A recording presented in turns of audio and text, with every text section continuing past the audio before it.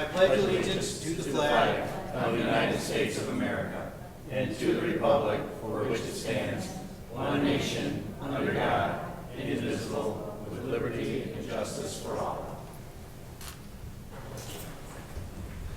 Thank you and welcome, everyone. Kathy, can you give us a roll call, please? Absolutely. Alderman Saban? Present. Alderwoman Saban? Seven. Alderman Petrakos is absent. Alderwoman Bergbauer? Here. Alderman Delogly? Here. Alderman Vandermeer? Here. Alderman Deskin? Here. Alderwoman Bartleson? Here. And Alderwoman Peretta is absent. All right. Lou, are you up tonight for a prayer?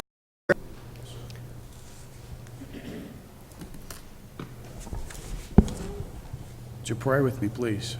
Almighty God, we thank you for the many blessings in our lives, the blessing of liberty, for all you've done and all you're going to do in our city. Help us to bring honor to you in all that we say and do. May the riches of your provisions rest upon our city, elected officials, employees, volunteers, every business, and every family in our city. Today we thank you for our blessings, liberties, and rights that have been secured by the great sacrifice of those who have given their lives for our country and freedom. We treasure our blessings, knowing that they are ours because of the courage of fallen heroes from the founding of our country through each battle that has been fought. God, help us to be good stewards of our inheritance of our independence. We also thank you and ask you to comfort and strengthen those who mourn in the loss of family or friend. We ask for your hand to be upon our police and fire and military that are serving. Protect them on and off duty. Give them wisdom in each situation. Bring them home safely. Keep their families safe. May your wisdom and protection be upon them every day. We pray for our mayor and this council tonight that you would graciously grant them wisdom to govern, ability to hear and be heard, a sense of welfare and the true needs of our people, confidence in doing what is good and fitting, ability to work in harmony, even in honest disagreement. Father, for personal peace in their lives and families and joy in the task, help us. Help us. We ask you to give assurance tonight that we would please you to do what would benefit those who live and work in the city of Lockport, helping us to be a shining light for you. Amen. Amen. Thank you, Lou. All right, my friends, anyone up here have any stuff from the liaison reports? Mayor, it's kind of part of the liaison report. Catherine Peretta is absent this evening, but she had asked if I could just relay this information from our past Mayor Deb Trevetti of an upcoming event. It is the second annual Limestone Stage Showcase that's going to be running during the Canal Days, which is the Canal Days weekend. The Limestone Stage Showcase will feature 8 performances of approximately 30 to 45 minutes in length. These performances will include comic and romantic skits, as well as improv for audience members of all ages. Visit the Limestone Stage exhibit before or after a skit to learn all about how Limestone Stage prepares and executes their productions, right down to the lighting and props. So this is available on the 17th and the 18th at different hours. Saturday, the 17th is 1:30 to 4:30, and then Sunday, the 18th, is from noon to 3 p.m. All right, very good. Okay. And that's true. Yeah, we got Old Canal Days is coming up next weekend, so a couple new things, right? I know they have kind of an antique road show going on the public landing, which would be a lot of fun. Diane DeSaro from Studio 905 helped organize that, so that should be pretty interesting addition to Old Canal Days this year. I know Darren's going to be doing the history tour. You demand, don't tell anyone that you're the alderman. Unless they know, don't tell them, because all you're going to do is get an earful the whole ride. So if you... Why would that be any different than any other time? No, just kidding, man. So anyways, it should be fun, so I hope everybody can make it out to Old Canal Days. All right, anybody else have anything? All right. Mayor, I might just mention that we have mentioned this before. The U.S. Census Bureau is actually ticked off, so there are federal workers going throughout some of the neighborhoods, and we just want people to be aware when they're knocking on doors to check the name badges, and they're doing some good work for us, and should be able to wrap that up in the next, hopefully, 30 to 60 days. Good, very good. How long does it take to get the information back after they do their tour? It's going to take a number of months. The lady from the U.S. Census Bureau did say that we'll have some preliminary numbers before they leave, but we will not have finalized numbers for months. Okay. All right. Sounds good. All right. If nothing else, we'll move on to Pam. What do you got? PZ1? Yes, good evening, thank you. The applicant, Joe Gallus, on behalf of Gallus Investments, is seeking approval of a special use permit for a unique use contractor shop with outdoor storage at the property at 103 Francis Street. This is located at the northwest corner of Davies Avenue and Francis. The property is zoned R1. For some who may remember, this property received a special use many years ago for Giroux's Landscaping. Used to operate out of there until they moved to a new location. Included in your packet is a plat of survey that shows the proposed parking spaces. This has been prepared by the applicant. This went to the Plan and Zoning Commission on May 9th. A public hearing was held. At that time, 2 residents were present, and they did provide some testimony. Their testimony was based on some traffic concerns of the previous user, that they're in support of the occupancy because right now that property has been sitting vacant for several years, and it hasn't been very properly maintained. So their feeling is that having someone in there, even though it's not a residential use, but it's a commercial use, that will at least help to bring the property up to code and compliance. There was also some concerns expressed with flooding. When this was presented, you have the Plan Commission report that kind of describes the type of business that Mr. Gallus runs. He is present this evening for any questions or concerns that you might have. He did respond to the comments and questions raised by the Plan Commission members. One issue, though, that the staff would be seeking direction from the council on includes the condition of the storage parking lot area is gravel. And per city code, gravel parking lots are not allowed. They need to be paved in some fashion. Initially, staff's presentation to the Plan Commission was that this parking lot should be paved. However, based on the discussion that occurred at the Plan Commission meeting, as well as the testimony provided by the neighbors, there is some concern that if this parking lot were to be paved, that it might increase the flooding issue. Okay, the flooding issue that's out there now. So when the Plan Commission took their vote, they had asked that the paving of the parking lot kind of be open-ended, and that we contact our Public Works and Engineering Department for some information and opinion in terms of whether or not this parking lot should be paved.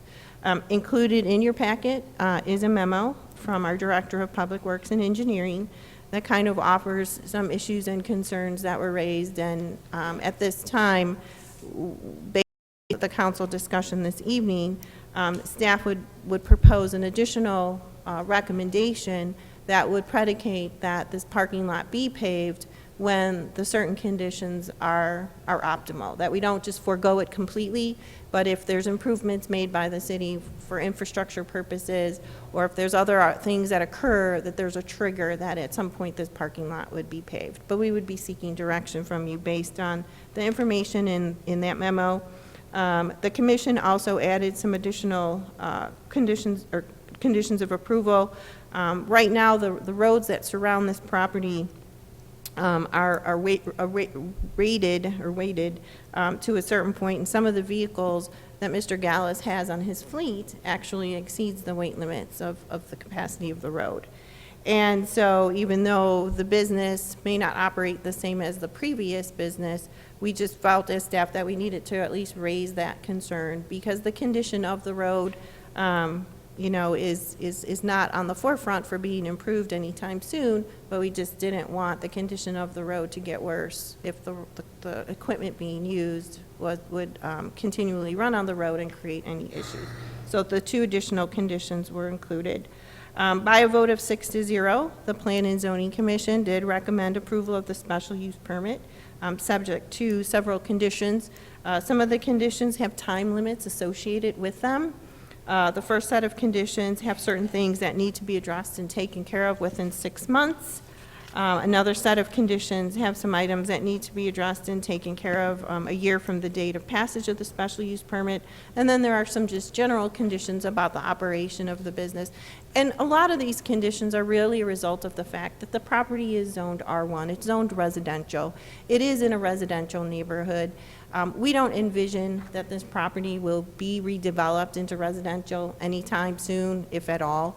And so we just wanted to make sure that if we were going to allow, again, a non-residential type use on this property, they're able to be a good neighbor, and that there are certain, limitations that maybe if they were located in a completely commercial area, they might not necessarily be subject to. We're just trying to be sensitive to the neighbors that are out there. With that being said, I would entertain and ask that the council place this requested action on the June 21st meeting for final consideration. And again, Mr. Gallus is in attendance if you have any questions or comments. Okay, crew, thoughts, concerns? Well, I like to, yeah, there are some concerns that I have in regards to some of the improvements need to be done, so if Joe could come up and maybe answer some questions. And then Mark, if you want to come up and voice your concerns too. After the day after the planning commission, I met with Joe and Mark and property owner across the street from Joe's property and Brent to go ahead and look at Mark's concerns. So Mark, if you, so I don't know who wants to.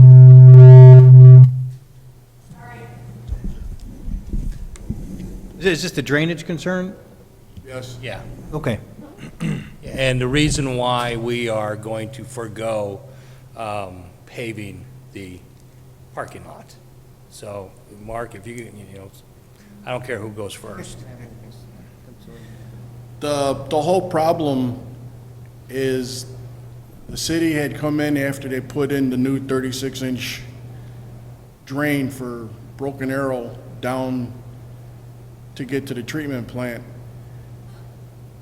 They fixed that road, and at the same time they come by and they blacktop our road to keep it a level transition from one area to the other.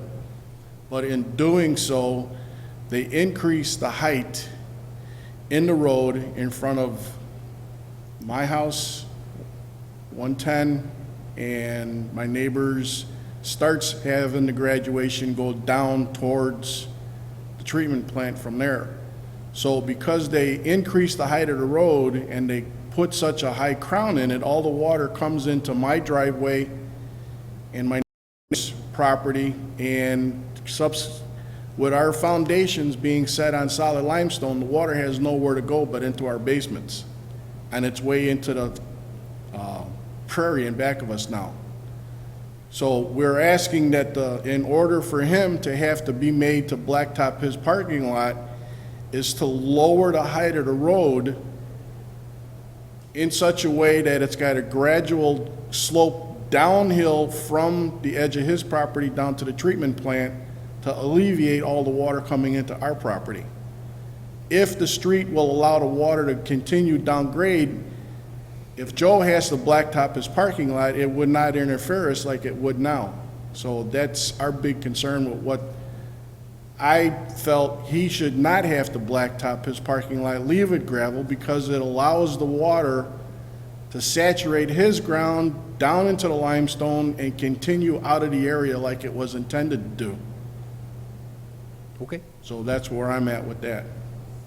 Okay, Mark, thanks for that insight. Joe, if you can address some of the ideas that you have for grading down there. I was waiting to hear what the engineer comes up with.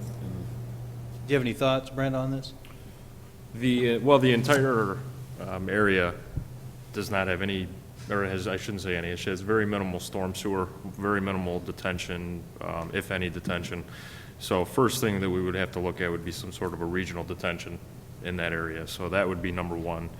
There is some city property down there, obviously, with the treatment plant. Across the way, we have a vacant lot. So that would be number one, I think, securing some detention for the area. After that, we can determine how far we want to go with the storm sewer and the collection system. The collection system would kind of be secondary to having a spot for it to go. Just having storm sewer in there without a place to go doesn't do us a whole lot of good. So first thing would be, like I said, that vacant property, potentially making that storm sewer or stormwater detention, and then from there, it would be running storm sewer to these properties. That is a fairly major improvement. For any part of town, that's a fairly major improvement, so but that would be, I guess, the best option. All right, so if I understand this right, just leaving it as is probably the short-term solution. Mark seems to be happy with that. He's the most affected. And then maybe in the future, as we look forward, as we end up doing work down there, which, when we get to that part of the city, looking at retention and other things is probably our long-term answer. Correct. Okay. There's also the issue of landscaping. Part of what we'll be approving will be the landscaping. So the issue then becomes is since we don't know what we're going to do with grading, and Joe has graciously offered the ability to go ahead and do some of the work himself, my statement to Joe would be is as long as it is engineered and recorded in Brent's office, I don't have any problem with it. But now we have the issue of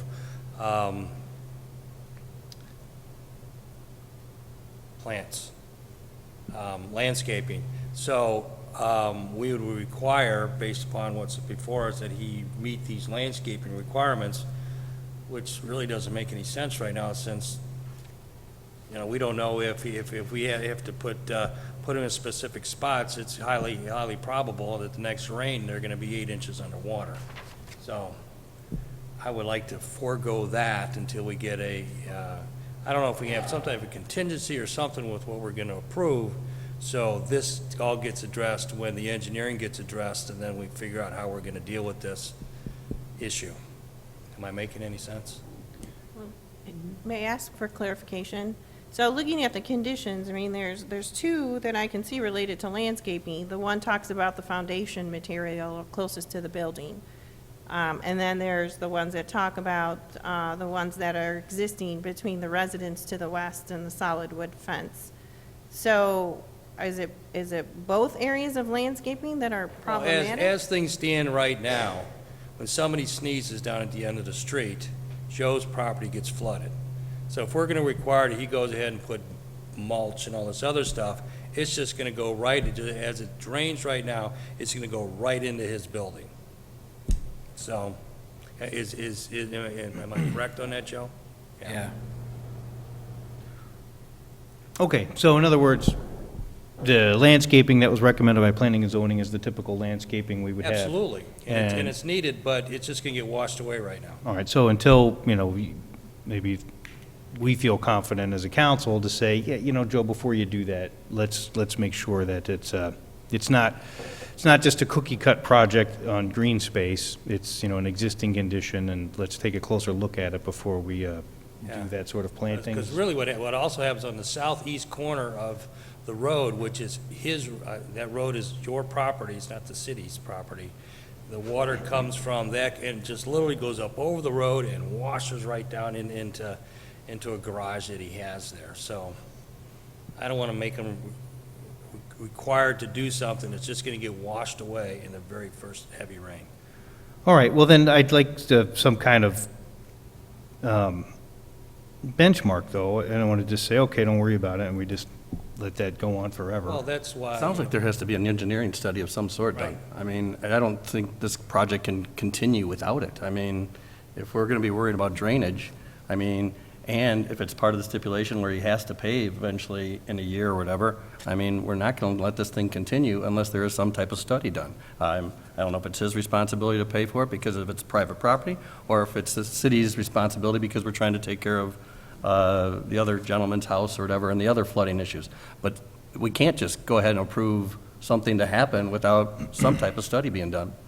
Well, I don't disagree with you, okay, but I don't want to predicate him having occupancy based upon the fact that there wasn't any engineering studies done or anything in the past 60, 80 years. And now we have a guy that wants to open up a business that's, or the building's already pre-existing, and then we're not going to allow him in there simply because we don't have an engineering study. I'd much rather have a contingency that the study be done sometime in the next 2 months, 3 months. And so by next spring, we have, An occupant. I want him to have occupancy before. Yeah, I mean, it's an existing building, and it looks terrible. I mean, if anything, Joe's going to clean it up. I know some of the stipulations in here are to, spruce things up a little bit. As far as the landscaping goes, being maybe a little more cautious so that we don't ask somebody to do something that gets washed out. I think that's prudent, but I think to just let it sit potentially forever, or for another 6 months or a year while we do some grand studies, I'd rather just see it occupied too. I think it's probably a better use, because it does look bad right now, and I could understand why the residents would say, I think we'd be better off if somebody's actually using it and cleaning it up and everything.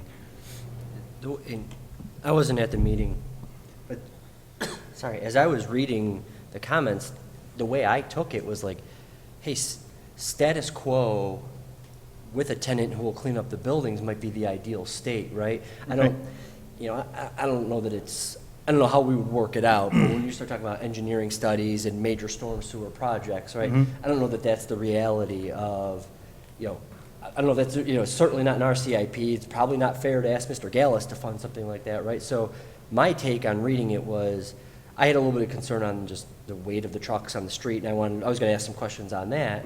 But from a infrastructure standpoint, and believe me, I know I complain to Ben all the time on some of the parking lots we have that are gravel, and I understand trying to comply with that ordinance. I felt like this might be a case where if everybody's okay with just leaving it as a gravel lot, maybe we do that, and then we've got an owner who will care for the property as you can, right? To Darren's point, right?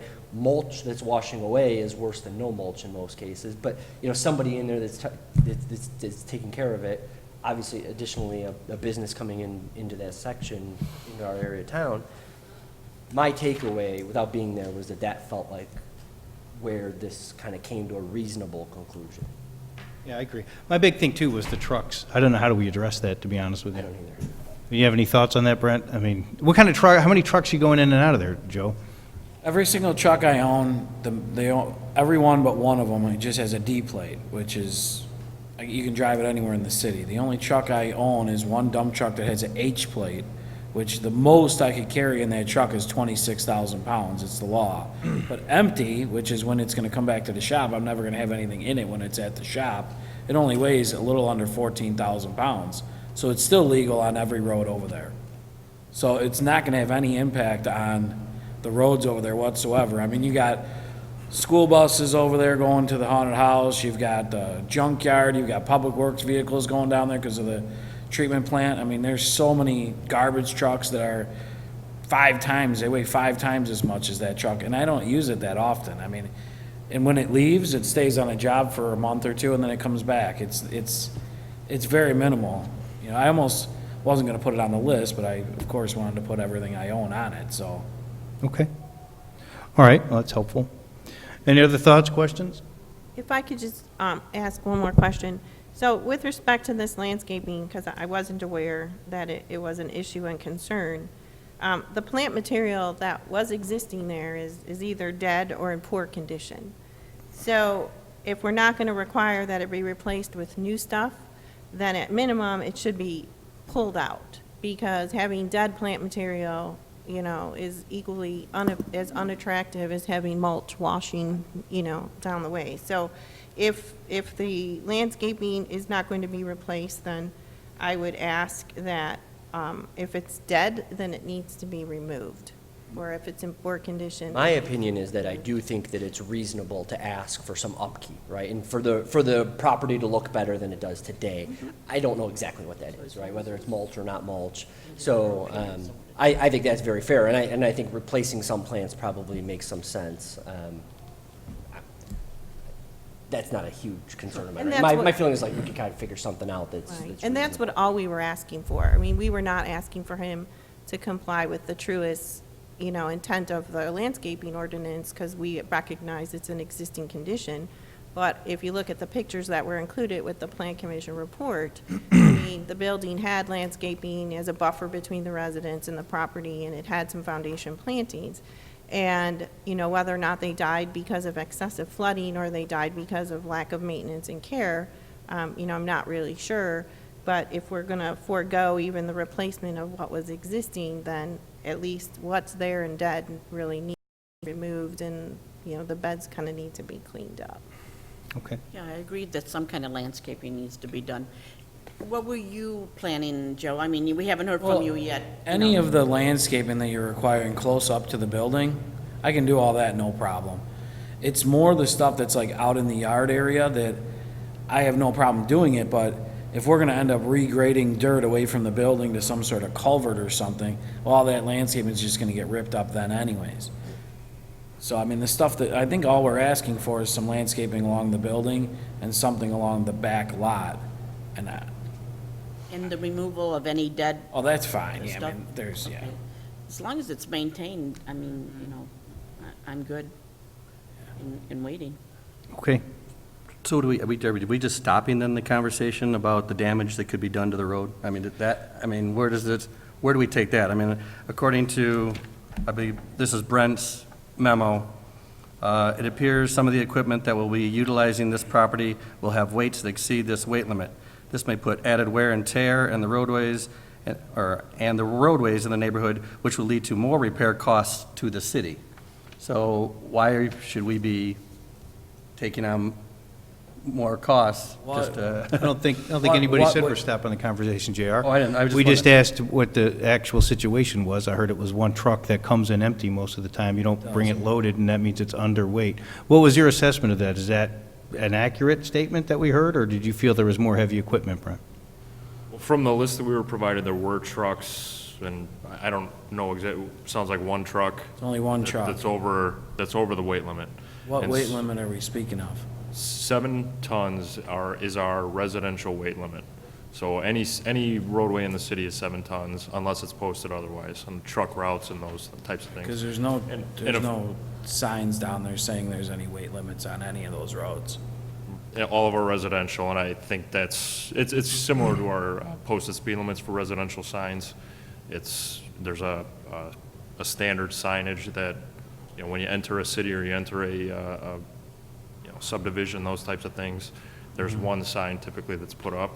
Okay. So, and I don't know if it's posted, if it, again, if it's not, it's a standard residential roadway based on our classification, so that's where the 7 tons comes in. Of course, all of our trucks, when they're loaded with salt, I mean, every road in the city is going to be impacted by our trucks, of course. That's wear and tear that we cause, that is, it's part of being a city. If somebody has a truck that's coming in overweight for that roadway and they do cause damage, typically I feel like we would recommend as staff that they would be responsible for that damage if there were to be damage. The road was just repaved. It's in very good shape right now. I went out and took a look at it. It's something that we could monitor. I don't know if there's a way that we could put on some kind of an evaluation program that if it were to develop, I'm not saying that it will. I mean, it's just keep an eye out there, but that would be really the only thing that I can think of. I would not recommend reconstructing the roadway. I don't think that reconstruction of a roadway is the way to go either. But if we know that somebody is driving on it and they impact it, I don't feel that the city should have to pay for any damage that were to be caused. All right, so the trick then is just how we evaluate it. Correct. There is one final piece of the puzzle in regards to a business owner having a truck going to and from his business on a city road in the state of Illinois. and I would hope that the chief could go ahead I and can address address that. that, if I can get my mic to work. It's not working. Never mind. Whoa, whoa. The weight limits are exempt when somebody's going to or from their business or going to a delivery, if it's the most direct route. So, So that answers questions about 1,400-pound weight limit. If Joe's taking his truck to and from his business, he's exempt via state statute. Okay. Well, look, the reality of that parcel is it's a very tired piece of land. No one's knocking it down to put a house up ever. So I think the having a new user in there who's, going to at least clean it up, I think is a positive. Okay. Anything else? All right, well, we'll put it on for an action item for the next meeting. As far as I could tell, at least clean up the dead plants and, replace it with sod or grass or something. And then, we can always, I don't know, revisit it, I guess. I guess once it's done, it's not going to be revisited. But, I mean, I think as long as that's cleaned up and you do the landscaping that you're talking about in the areas that you're not concerned about flooding, I think we should be fine. But we'll put it on for an action item, so if anything else comes up, we can discuss it. 21st then? Yeah, we don't have a July meeting. Yeah, no, the 21st. It'll be June you're right. 21st. Yeah. Yes. Okay. Thank you. All right, thanks, man. All right, this is Hegland. What do you got?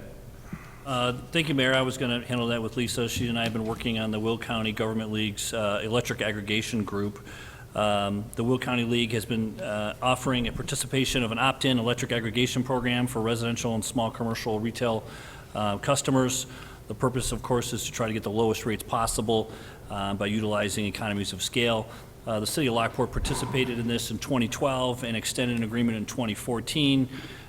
We have been given the opportunity to extend this contract once again, and in this situation, when we go out for RFP, they're going to find a way where we're going to have a guaranteed matching rate. So that's been the only, detriment to the last program we did. Even though you can opt in or opt out, if ComEd rates fell below our co-op rate, we weren't offering the best rate. So in this new scenario, when we go out to bid, the suppliers have agreed to have a matching clause. So if ComEd rates fall, ours will also be able to fall and match. And so we're recommending approval. This item is on both Committee of the Whole and City Council tonight for your consideration because we have a deadline to meet with the IGA being extended. There is that agreement in your packet, and we're seeking a motion later tonight to approve the intergovernmental agreement, which is basically an extension of the current program that allows us to go out to bid and get the best price we can, but also enables us to have a matching price guarantee. Okay. I do have one comment. Yesterday, I met with a resident who has the phone calls from from these other companies seeking business. She was offered a .10, and they were told her what a great per kilowatt hour, how great it was. When I showed her bill, ours is actually 6.8 cents versus 10 cents. She called them back. So these people are already calling people here in Lockport, and I would caution anybody to say yes to anybody, any company, until we hear from this aggregation. Okay. Yeah, in general, it tends to work out better. But. There were some families in Victoria Crossing last time who went with somebody else, and I think it worked out well for 6 or 12 months, and then it got real expensive real fast that I heard about a couple years ago. Yeah, it's kind of like stock market, we do better sometimes, less sometimes, but in the end, it evens out. So I think it's better, but it's still, people have the choice, so. Okay. Can I ask, why does it have to come to Committee of the Whole and Council today? Well, they gave it to us on short notice and said they needed to have it back next week, and so we don't have time to wait until June 21st. And so instead of just bringing it to council for a direct vote, we wanted to at least deliberate it and ask your permission to vote on it. It's been on both agendas posted in advance, so we can do that. It's not an illegal maneuver or anything, it's just a time consideration. Okay, so we'll have it on the next agenda for an action item. Yeah, in 30 minutes or an hour. Okay. All right, Thank you. we'll talk about our streetscape. Yes, thank you, Mayor and members of the council. The next item, CA2, is the State Street streetscape plans, where we've had designs help from V3 and Tesca, and we're seeking approval to move forward with a contractor, Featherstone. The focus has always been about the road lane improvements. That has been approved with IDOT, and everything's moving forward. They'll be going out to bid later this summer. We're also trying to be opportunistic where we can create these streetscape enhancements. We had a nice presentation about 6 months ago with V3 and Tesca showing all the designs. We're going to be going out for bid for that later this winter. But in this process, we had debated whether to contract with IDOT for those improvements. They wanted to charge us 10%. We've had a couple different meetings and talked to several companies. We'd like to partner with Featherstone to be basically the city's representative during this process, handle the bidding for us and construction and observation, and have it all coordinated next year. They're willing to do this and charge us 3.5% of the project, along with about $18,800 in fees for the pre-project coordination between now and the bid letting and everything starting. The budget plan has always been discussing having $1.6 million in the budget next year for this project. Current cost estimates are guesstimated at this point at $1,523,276. We'll be able to validate that at time of construction, hopefully later this winter. I did want to give you a brief update as we had worked with V3 in regards to updating the construction estimates. The actual project portion is about $1,372,000. We've got a decorative railing option for about $20,000, and we have about $150,000 in contingency in there.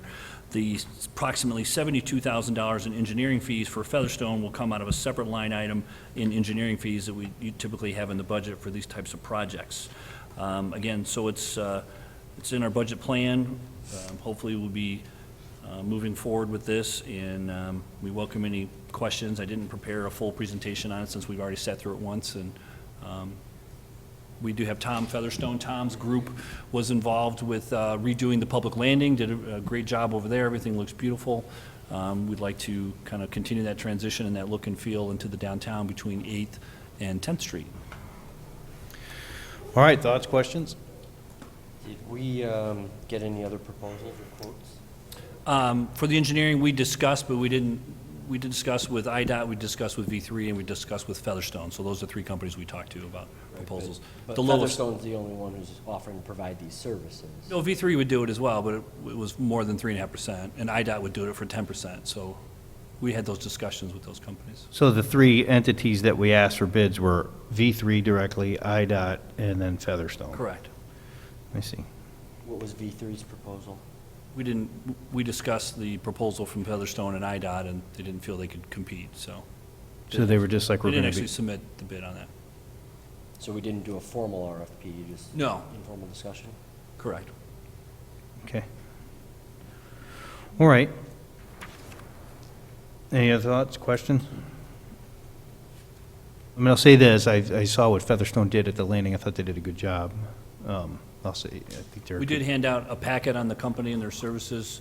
When it's a professional service, an engineering firm, typically we do a request for qualifications. We've vetted them in that process, just like we would anyone else, but we don't typically go to bid for engineering services. We just make requests for proposals. But this isn't our actual engineering service, right? This is. Construction management and engineering observation. Yeah.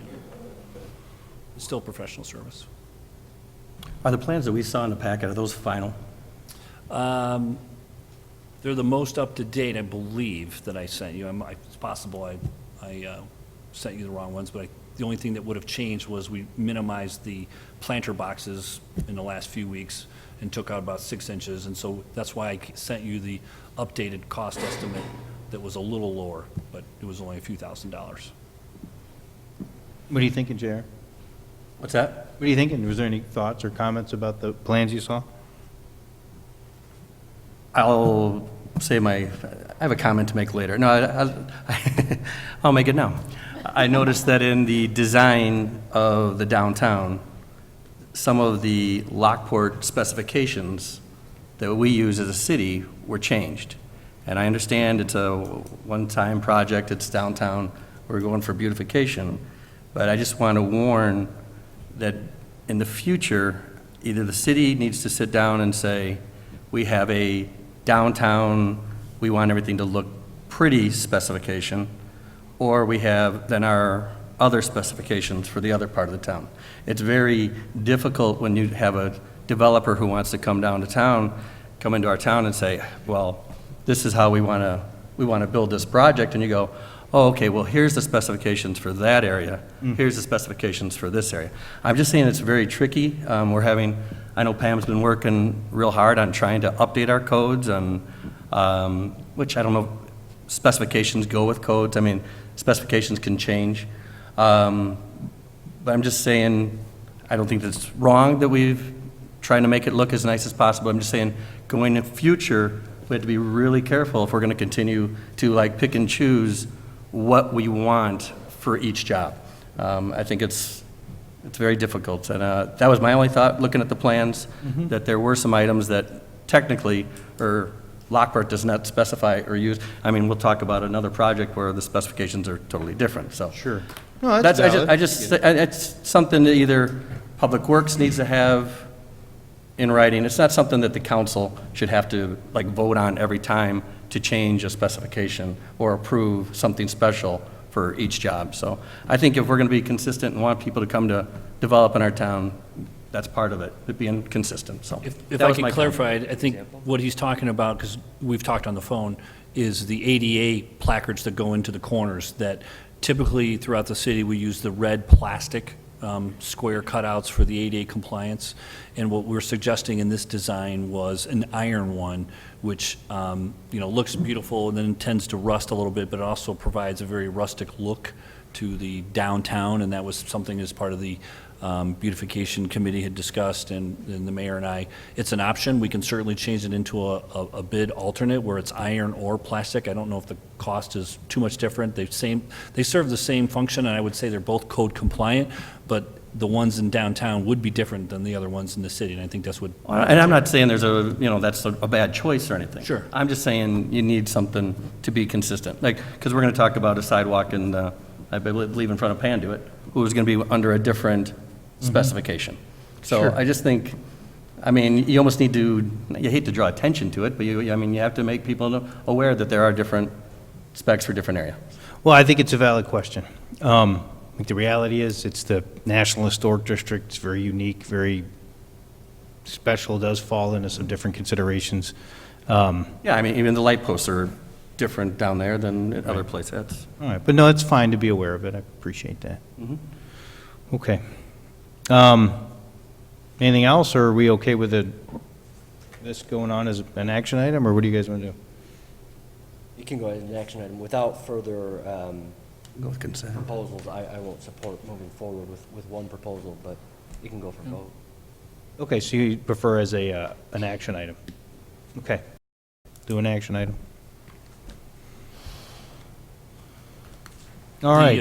I'll just say, the gentleman from Featherstone's here, if you have any questions about qualifications. I mean, that's the only thing you're really allowed to ask for on professional services. You're really not trying to create a competitive marketplace in regards to professional services, but. And asked them to do a counter proposal.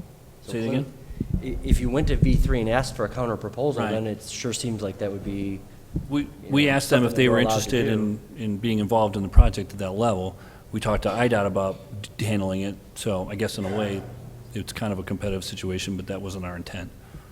I think you were just trying to find the right person, or the Right. right group. Because IDOT, because I remember a long time ago, Right. Jared talked about maybe having IDOT handle it. It could be better, but it seemed like IDOT just didn't want to do it. Sure. So then we asked V3, who's been the contractor, and they're like, it's not really our forte. So Right. it was less a competitive bid, it sounds like, as much as you were just trying to find the right overseeing on this piece. Does that sound accurate, or? Yeah, I agree, and I don't think we'd be able to, I don't know if the motivation is to try to save money. I mean, I don't think we're going to do any better than 3.5%, but I can try to talk to some other companies before next week. All right, well, we'll have it on for an action item. Sure. All right, Commerce Street? Yes, next item, CA3, Mayor and members of council, Commerce Street plans and Hamilton alleyways. We had an overall concept plan for reconstruction of Commerce and Hamilton Lot Alley entryways. Last year, we presented back in March of 2016.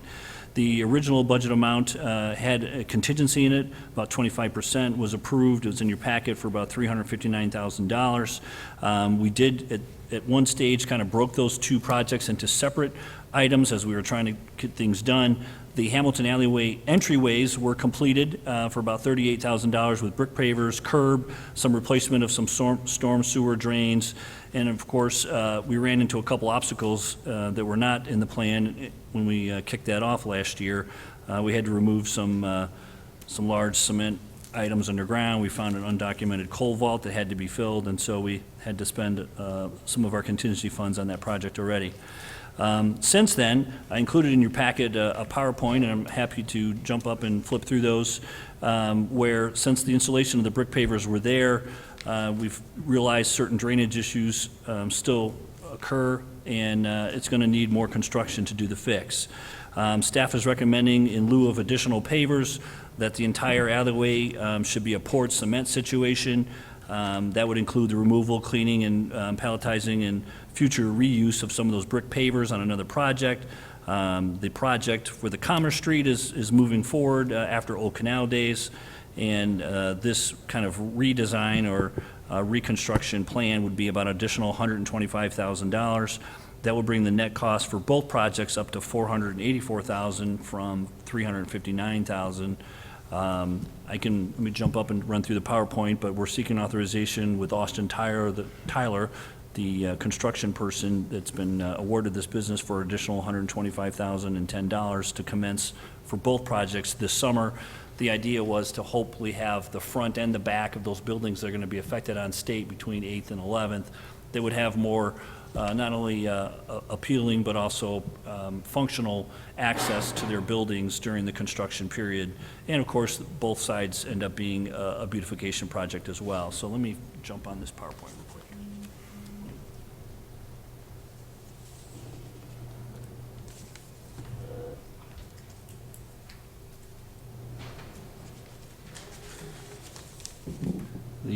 For those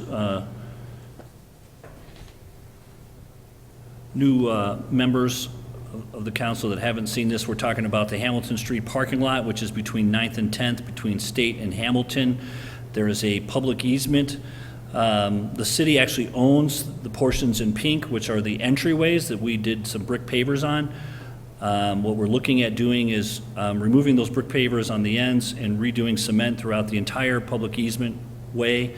There's actual private property behind there that we would not be doing. And then these are the existing conditions before we started this project with the big brick pavers. I think it was important to show just how bad it had gotten there over the last 100 years.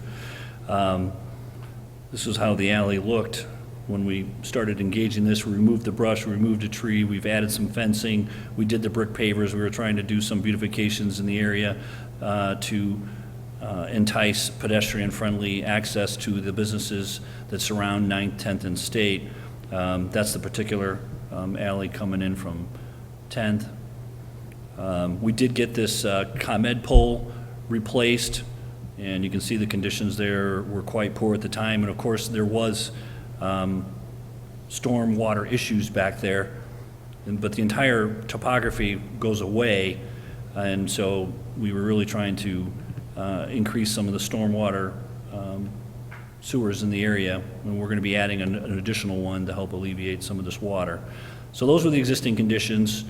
I'm going to quickly try to get, so we brought in the brick pavers on the edges and found that a lot of the storm drains, downspouts from the buildings were not tied into those drain systems. We need to correct that this time, and we just felt more confident in creating a new impervious surface to help that water run to those sewer drains. That any brick paver system is going to continue to have challenges with the amount of water that when it rains, you can see the pictures and the amount of water coming out of the spouts and off the buildings, and it just really became a problem. And so the fix is to either re-asphalt or cement. We're recommending cement. You can probably save about $10,000 if we went with asphalt. But again, we did add curbing in those alleyways that will stay, so we're just removing the bricks and then bringing in cement to backfill. And of course, an additional drain box in about the middle of that alley that's currently not there. This should hopefully alleviate all the problems back there. This is an aerial of the situation currently where you've got the public lot, the private lot, and then the shared easement alleyway up against the buildings in the far distance there. We did create corrals and fencing, so we do have festivals that occur over there, and so things are getting a little bit better. We're hoping to do a resurfacing and redesign in the resurfacing project money next year, just to kind of restripe things and make the rest of the public lot more attractive. And so those are basically our, When you say full alley, are you talking all the way behind everything? I mean from 9th to 10th, yes, sir. From against those buildings, there is about a 10-foot wide shared easement. If I go back to the beginning, apologize here. So this is the existing condition. Basically, it would be its straight line going across. Is that all Private our property is behind there, but we're not doing the private property. All right, so let me recap what happened here, because this aggravated me. So, the brick pavers were fine, right? We wanted to try to get the other building owners to work with us on doing the rest of the cement. They didn't want to do it. The large parking lot idea, Right. yeah. And so then, no, I'm even talking about, even when it came down to just doing what you're proposing now. Then, of course, it made the project difficult, and then we had drainage issues, because it's like they didn't want to be involved in it, and then, of course, they complain. So it's like, what do you guys want? You didn't want to do it, and now, but the alleyway was horrendous before, as you saw. So that was one thing that's problematic. But the second thing is, and, I've said this many times to, internally here, this whole brick paver thing bothered me. If they weren't going to work, they shouldn't have been done. And that's what we pay our consultants for, right? That really bothered me, that now we're pulling them out and putting cement in. Rather have that kind of information the first time, so that we're not wasting efforts. And then, as far as the drainage goes and all those kind of things, again, that's stuff that we're relying on, or professional engineers we hire for these jobs. And when it comes to the rest of these projects, we have a very big project coming up on State Street. And, I could say, all right, this was our first endeavor, and that's fine. I'd rather make a mistake here than on the major State Street construction project, but I'm just not going to tolerate it, right? We can't afford those mistakes.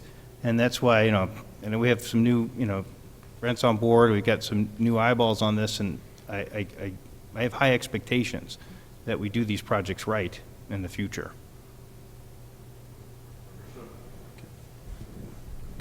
Can I ask a couple of questions, though? So I think the pavers look really great. Is there anything we could do at $100,000 or $150,000, kind of in this price range we're looking at, to improve the drainage in the area and keep the pavers, right? Because if we're going to spend that much money anyways, could we keep the current, what I think is a good look, what was originally designed? Yes, we did discuss some of those ideas. There is a certain product you can put underneath the base that would kind of tie some of the stone together. It's expensive, and then the redoing of pavers, and then you have to add brick pavers for a much larger part of the alleyway, which would be even more expensive. So when we looked into keeping brick pavers as the idea all the way across, it was twice as much. So we just didn't want to go any higher than we needed to. We thought there was going to be a successful solution that we don't have to revisit. We don't have to worry about, is it going to work? Because we still, even if you re-put them back in, we had talked to a couple different companies about different types of products, and should work. We just felt more confident with something like cement or asphalt. So I definitely agree with spending, if you're going to spend that much money, spend the extra 10 grand to go cement. But Sure. where we would be putting cement, is that all city property, or is that private property as well? There's a easement that's about 10 foot wide, and that's all the cost that we show. My highlighter wasn't exact, because that was an earlier design that I had showed you on my scan. So on the picture right there, it's the length of those buildings, Yeah, the but 1, 2, 3, 4. We did this the first time. Remember, we tried to make it a much bigger project. That didn't We work did, out for yeah. various reasons, right? And then I thought, we said, well, guess what? we don't own a lot of this stuff. If certain people aren't gonna work with us, we're gonna do this portion of the alley that we own, that we can control, and we're gonna make it look really good with these brick paver patios.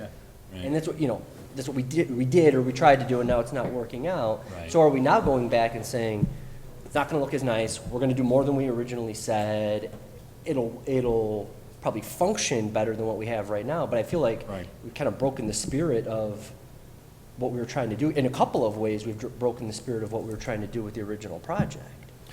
In part, I agree, and in part, I disagree, where the portion that we're proposing to do is only 10 feet of that shared easement alleyway, where some of our original conversations were including the additional 40 or 50 feet that was going to be private property. I felt that the shared easement across there was still part of the city's obligation. Could we revisit, we were thinking about trying to revisit the building owners and talk about that again, but again, it's a shared easement. If they wanted to do more on their private property, that would be fine, but again, we just focused on the shared And that's gonna be easement. tough to coordinate, right? But Right. we chose not to do that shared Chose not to easement do the first easement time first. We for a only did couple the of property reasons. we own, right, Right. that was the difference. So I mean, now we're gonna take on more money to kind of clean this up, and we're probably gonna have to do something. But I don't know why we would go back and do the area that we chose not to do the first time. Well, that's because what ended up happening was it caused drainage problems. Our area, if you saw some of the pictures, all the flooding Yeah. occurs right behind these It buildings. kind of But if bottlenecked we it just in put there. cement in our area, right, and sloped it appropriately, obviously. I think you'd still have some issues, because the high point is actually, we found, is in the middle of that alleyway, too. So we need to add another storm structure, and if we're gonna dig it up and add another storm structure, we should really repave it, so. It's like if we have a stretch of road and the center of it is, unincorporated, it's hard to do a good fix on either side of it and then have crap in the middle, and that's why it caused problems. And, my aggravation came with, is that something we could not have foreseen in the first time? And, I said what I said, and making sure that we have, more diligent eyes on these things in the future. But in the moment, it seems like the way to fix this now is that it's either we got to do that stretch all the way behind there, or just leave it with the flooding issues that are there, which is not acceptable. That's my question. I couldn't tell by the picture of the flooding.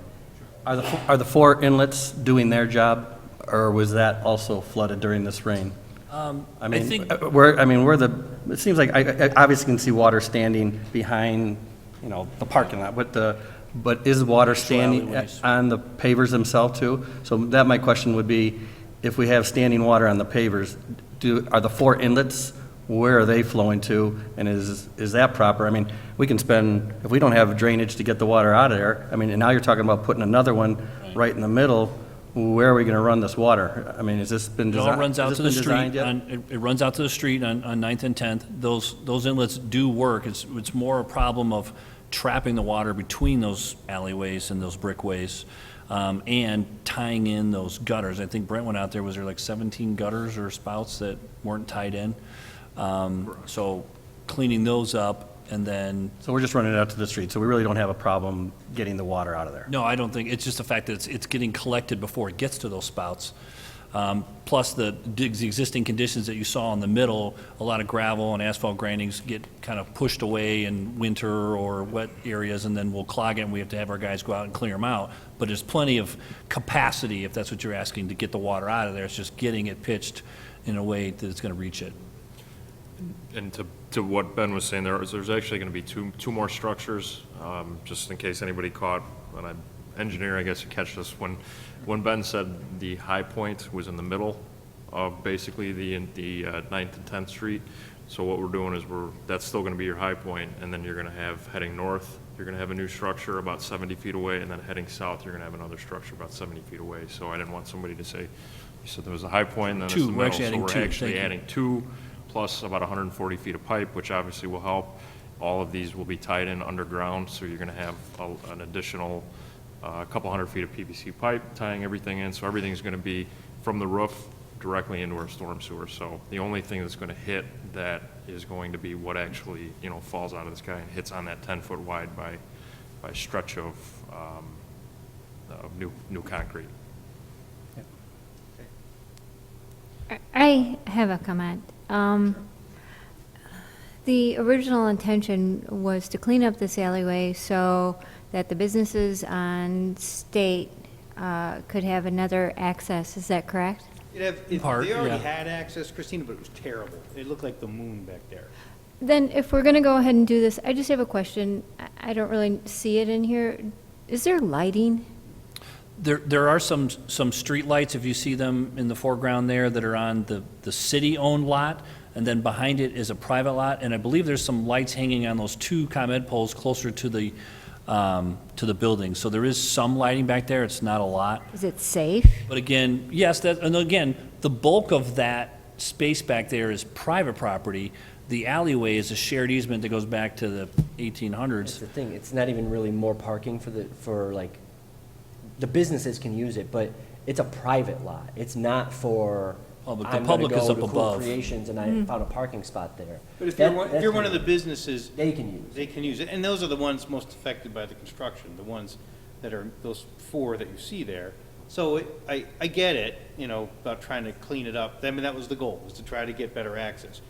Originally, Christina, we had this grand plan of leveling that whole lot, making, it was gonna add 34 spots, but we couldn't get cooperation from all the property owners. So then we ended up just cleaning up the alleyway as best we could, because we did, through the process, have control over the entryways. So we took care of what we could, which was ours, but without doing the middle, it's still causing some drainage problems, which you've heard. So now having better tie-ins, it should keep that clear, so that even if it's raining hard, people will still be able to access those businesses from the back during the construction of State Street. You can't, because you can't park there and there's a fence from the public parking. No, I mean, if you want to go to Marcio Tile and you're a client, go park in Marcio's lot if you want to. Correct. You can go back there and park, that's his lot. For festivals and Yeah. general public parking, there's no connection there. You can walk between there, that fence looks like it closes off, but it doesn't, you can walk around both sides.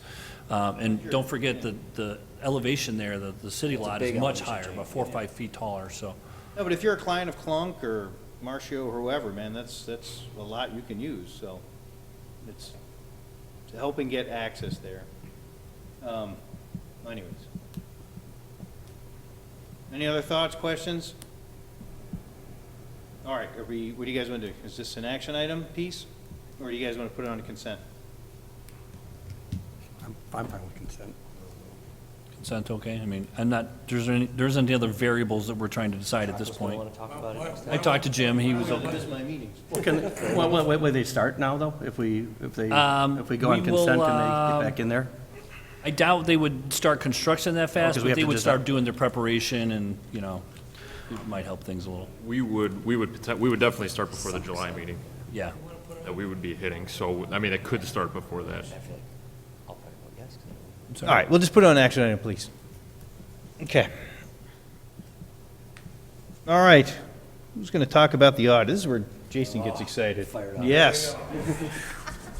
Numbers, talk numbers to me.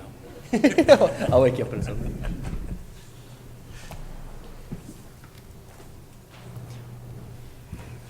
I'm Jim Savio. I'm a partner with Sikich. I'm the audit partner on the engagement. I just want to start off by thanking you for inviting me here tonight to present the city's comprehensive annual financial report for the year ended December 31st, 2016. Just close it out. You're not using PowerPoint? No, I apologize. I thought you wanted. I can if you want me to next year. I want to start off just by thanking Ben, Lisa, Maggie, and Amanda, the entire staff, for all of their assistance through the entire audit process. Went very well again this year. They were able to answer all our questions and provide us with all of the required documentation. Like I said, we issued the comprehensive annual financial report, as well as the auditor's communication to City Council. There's also a separate management letter just communicating that there were no material weaknesses. And then our last report is on the downtown TIF. It's a compliance report along with some related financial statements. I'll take a few minutes just to talk about the CAFR and the board communication, and then be happy to answer any questions that you might have.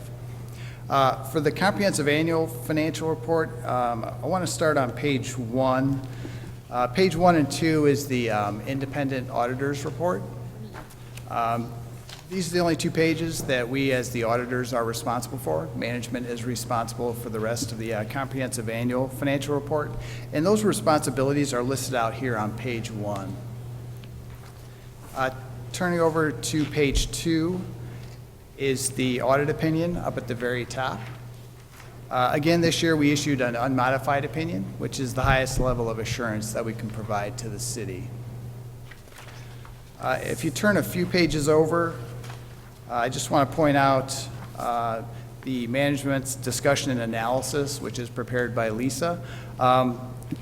Provides a great overview of the city's financial position and the changes in financial position. It also points out any significant changes that may have occurred during the year, and provides some comparative data that you can't find elsewhere in the report. So I tell you every year, if you only want to read one thing in the 90-some page comprehensive annual financial report, to read the MD&A, because it provides a good overview of the city's finances as of December 31st, 2016. I won't go in depth on the report, but I'm happy to answer any questions that you have. The other report I want to touch on is the auditor's communication to the city council. If you look at the table of contents, there's some required communication that we have to have with the city council. Pretty routine this year. We implemented a minor GASB standard, and it had a change in accounting principle for changing the measurement date for the IMRF net pension liability. Otherwise, very routine communication there. I want to point out, we have to communicate any audit adjustments that we find, as well as any past adjustments that we find. Past adjustments are adjustments that are deemed to be immaterial, so we just don't record them. But if they reach a certain level, we have to communicate those. I want to point out that we had no audit adjustments and no past adjustments, so great job by Lisa and her staff. That rarely happens, so it's, like I said, great job. And if you turn over to the communication of deficiencies on pages 5 and 11, I'll just point out again, we had no new comments this year, so no material weaknesses or significant deficiencies were noted. And then finally, Appendix A on page 10 just gives you the updates on the comments from the prior years. So with that, I'd be happy to answer any specific questions that the council may have. Okay, Jason. All good news to me. Oh, he says it's all good news. Say it loud. I like to hear Jason say, yeah. All good news to me. Okay, thanks for coming. All right, have a good night. That's our numbers guy. No, good job, Lisa and staff, for keeping things squared away and keeping our finances sharp. Jason, thank you for always overseeing these things and taking a look at it. It's your expertise. But I always feel confident with all of you on this, so thank you for. And now we have confirmation, so, okay. Very good. No other questions, thoughts? Yeah, thank you. Okay, thumbs up. Great job, Lisa and staff and finance. All right, Makes everybody look good. Mr. Can, what do you got? Good evening, Mayor and Council. The only item that I have this evening, we're going to be looking to see if we can replace a vehicle that was in an incident, in an accident out on 159th Street near I-355. An individual turned in front of one of our employees, was cited.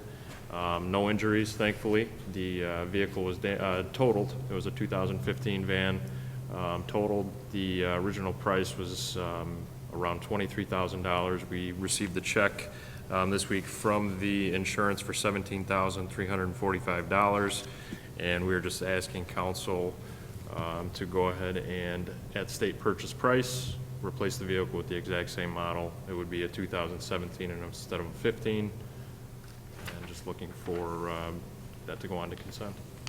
All right. What was the price for the new one?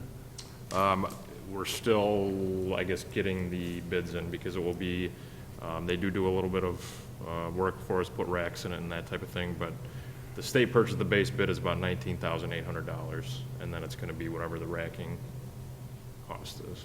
Okay. All right. Any thoughts, concerns? glad nobody got hurt. Yeah, nobody was injured, thankfully. All right, accidents happen. All right, I'm guessing we can do a consent on this. Everybody all right with that? Okay. So really, the check that was paid out by the insurance company is or is not going to cover for this new vehicle? It will not cover all of it. Okay, It'll- so So it'll be we about- just don't know what the Couple difference is thousand going to bucks, be? it sounds like. I can bring that back, or I can make everybody aware of it. Like I said, the state bid, if you go to the state purchase price right now in the Southwest branch, it's about $19,800 for the exact, base, and then it would be whatever that racking cost is. Thankfully, we were able to salvage the majority of that, so the lettering, would be a few dollars, but a lot of it we were able to salvage out of that vehicle. Okay. All right, grazie. Some new business? Reminder, the Lockport Police Benevolent Fund Golf Outing is this Friday. As of Monday, I think they may have had a couple openings. So if you are interested, you can give them a call. But that is this Friday. Excellent. All right, nothing else? All right, then I'll look for a motion to adjourn. I'll make a motion. Jason, seconded by Joanne. All in favor? Aye. You guys need a break, or you want to carry on? Carry on, not wayward son. Carrying on, okay. All right, looking for a roll call when you're ready. Kathy?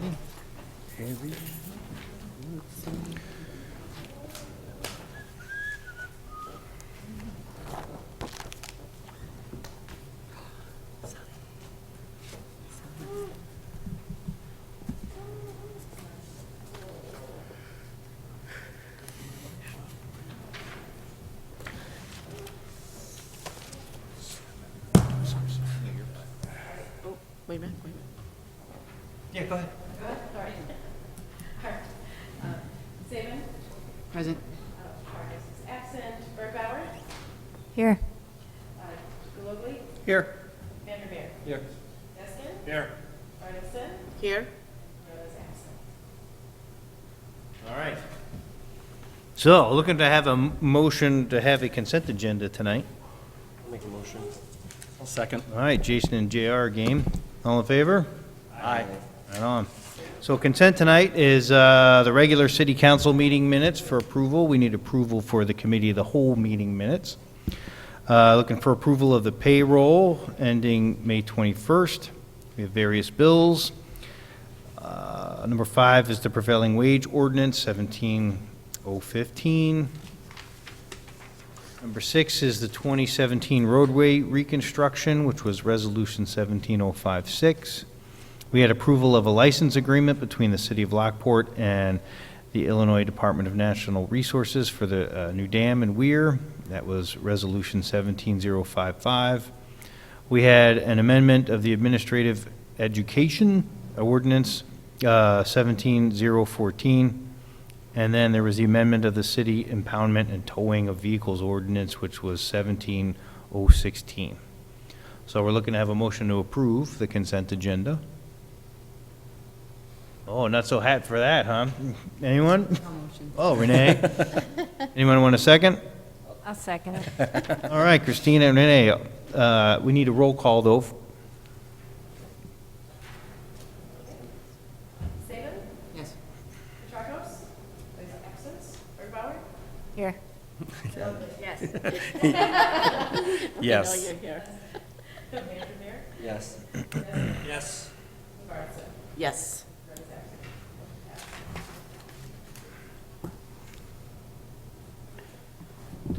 Okay, very good. Mayor's report.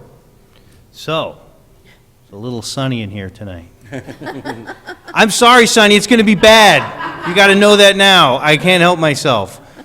All right, hi, family. So, who's here today? Please. This is my youngest son, Alex Williams, and he just got his wisdom teeth removed yesterday. Let's make them laugh. Oh, I'm so sorry. This is our oldest son, Liam Williams. He's about to be a sophomore at U of I in Champaign, and this is my husband, Dick Williams. Right on, very good, good-looking family. Well, we're so glad you guys are here tonight, and we welcome you all. And, yeah, so tonight it's our appointment of the city attorney, so we were looking for a motion to approve the appointment of Sonny Williams as our new attorney. We were sad to see, oh man, look at this, I was going to say Tom. It was sad to see Tommy go. He's done just a great job, but I think Sonny's going to do a wonderful job replacing and stepping into some big shoes, but I know with the support of the staff and everyone here can do a great job. I'll make the motion to approve hiring Sonny. All right, seconded by Renee. All in favor? Aye. Do we need a vote for that, Tommy? You do not. Voice Okay. vote is fine, Mr. Mayor. Okay, very good.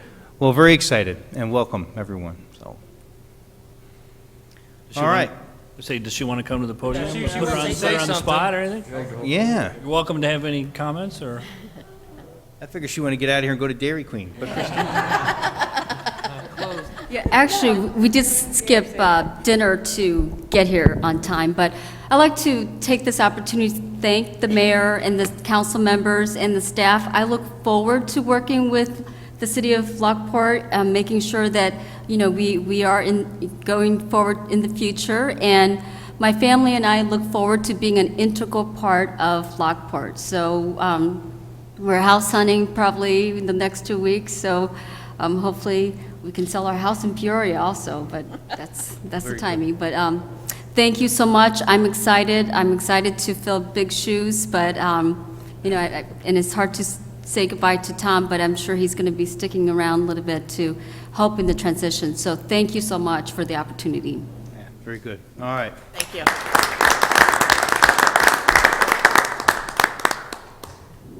Okay, Too late now, she can't quit now. that's right, you're in. Okay, Yeah, thank you. all right. Next, we talk about our appointments to planning and zoning. Ben, you taking that? Sure. Thank you, Mayor, members of the council. The mayor's appointments on the Planning and Zoning Commission are in your packet. We're recommending, we're trying to stagger the terms, and they'll be going through 2019 and 2021 respectively. We've got Dave Oxley as the new chair, Bill Maloney continuing to serve, Ken Shepard, Will Pinn would be new, Brent Portfolio, Scott Likens, and Jim Bellata. I'm just seeking a motion to appoint the above candidates that would be active at the next meeting.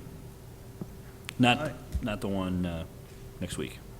Okay, looking for a motion? So moved. I'll second. All right, Darren, Jason, all in favor? Aye. Any nays?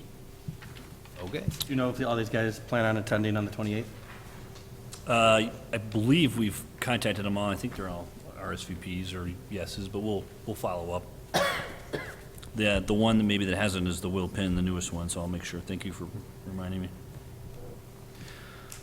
All right, Madam Clerk, next one's you, CC1. Looking for a motion to approve our executive session meeting minutes? Say that. I say that? I make motions, I didn't know I spoke. You can make motions. I'd like to make a motion to approve the May 17th executive session minutes. All right. Anybody want to? I second. So, Mr. Mayor, members of the council, I think the request is for someone from the council to make a motion to approve the minutes and then a second from the council, but it's the request of the city clerk to approve those minutes. Oh, I see. Yeah, that's right. So do you want to make a motion? To accept the executive meeting. Okay. I'll second. Seconded by Jason, all in favor? Aye. See, man, this gets more exciting all the time. I can make motions, yes. Or you can ask for a motion. Yeah. All right, very good. For the woman who never talks. All right, I know, you only get so much talking here as the clerk. All right, Ben, what do you got? Thank you, Mayor, members of council. CA1, another construction project. I'll be glad when these are all done. There's an agreement before you for a public sidewalk on 163rd in front of the Panduit property. We'll be seeking a motion to seek authorization to enter into a shared cost agreement, including some conveyance of property in front of the Panduit Corporation on the construction of a public sidewalk with their private contractors on a split cost of 50-50, not to exceed $60,000 from the city of Lockport. We're excited to be able to fill in some of these areas that do not have sidewalks. This is a nice public-private partnership. We've had Tom and their attorney discuss the agreement, and I think we're all in agreement now in regards to the language. And we have insurance indemnification from the contractor in your packet as well. So I think we're finally there and ready to move forward with their contractors later this summer. Sure. All right, so I'm looking for a motion to approve. I'll make a motion. JR? Seconded by, was it Renee? All right, any concerns? All good? We did have, engineering staff did review it. We did make a minor change on the construction part of it. There's a minor cost saving. I think we saved about $5,000, but all in all, it's pretty much as it was presented past. All right, sounds good. We may have a roll call then?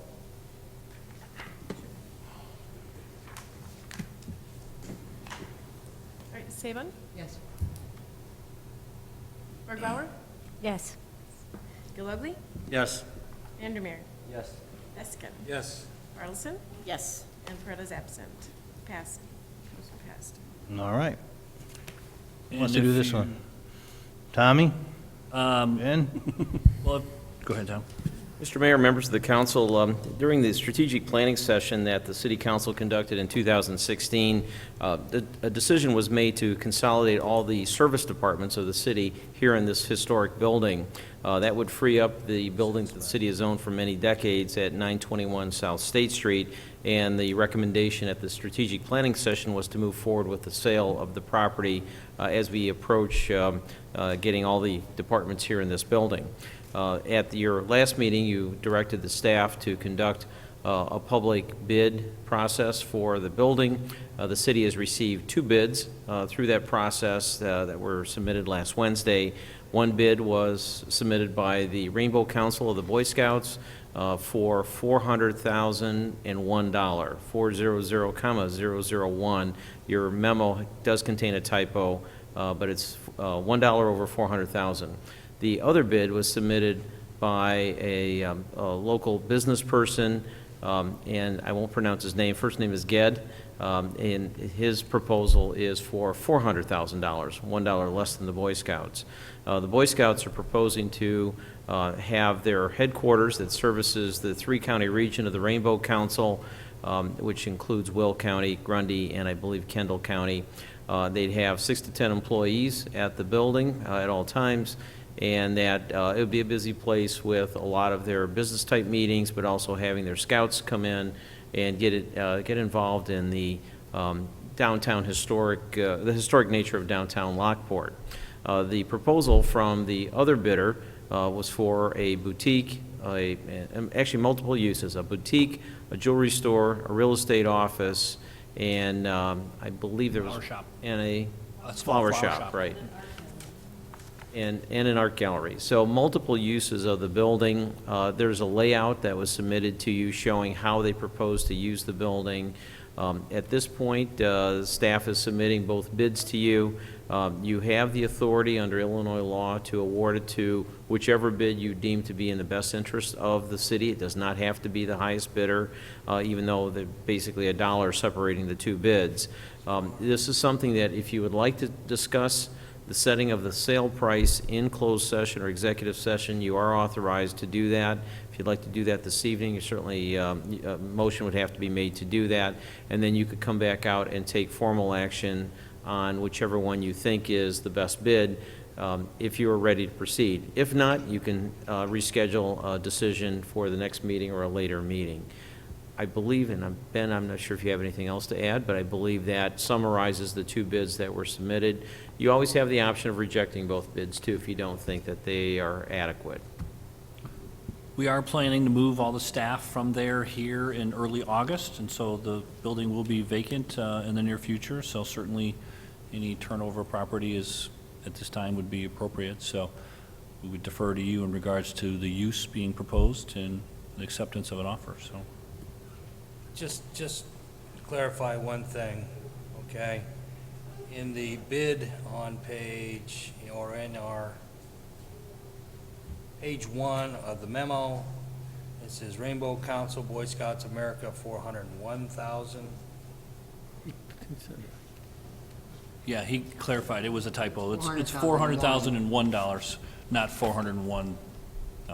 So I wasn't paying attention. That was, No, the- you yeah. weren't. You were looking at, you were looking at your little I pamphlet. was trying not to Yeah, say that- that. But regardless of price, you can choose any bidder you like, and that's why we open the opportunity for you to go in exec session at the end of this meeting to discuss, deliberate if you like. You can deliberate in public, you can deliberate in private, you can come out and award, or you can ask for them to come in for presentations. I mean, we can do anything you want at this point.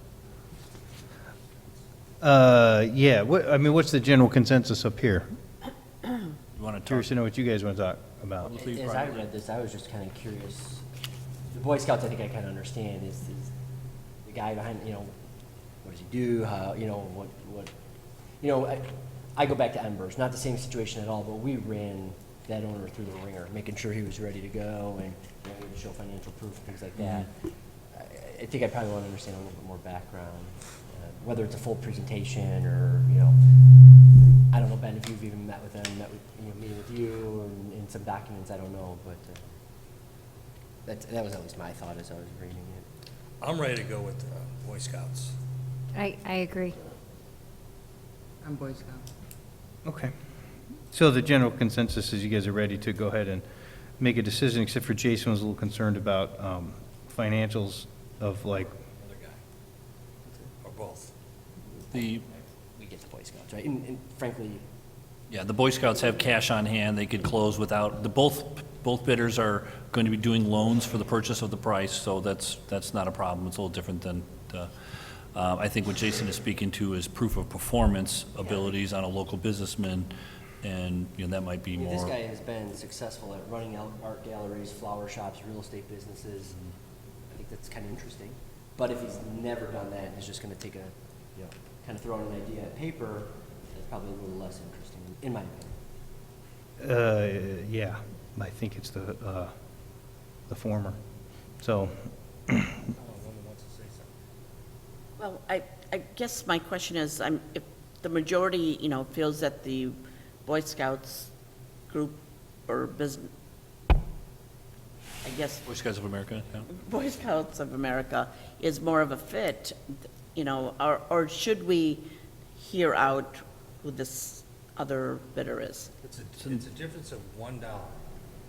well, it's a matter really. The future of. Yeah, the it's boy- not, it's just that's the why- future of what, we were anticipating. Again, we're in a public forum, so I want to be careful with my words, but, there are two different uses. The Boy Scouts has, basically, their regional offices will be inside, and there'll be a gift shop on the first floor where the Boy Scouts come and buy their patches or whatever they do. So there's some retail component with them. The other one is mostly retail on the first floor, real estate offices upstairs. His wife was going to be a partner and open a flower shop. That was a kind of a unique idea. And so both will create foot traffic. Both would be good for the downtown. The price is not really a concern. The Boy Scouts brings a community service vehicle to this where they're going to be volunteering and helping clean up the canal and doing some of those things. Where the other gentleman is a private business, and they're going to have different types of things, jewelry, art, flowers for sale, so. Procedurally, this just takes 5 votes to pass, right? It does, yes. So, I mean, if the other 5 know that they want to go Boy Scouts,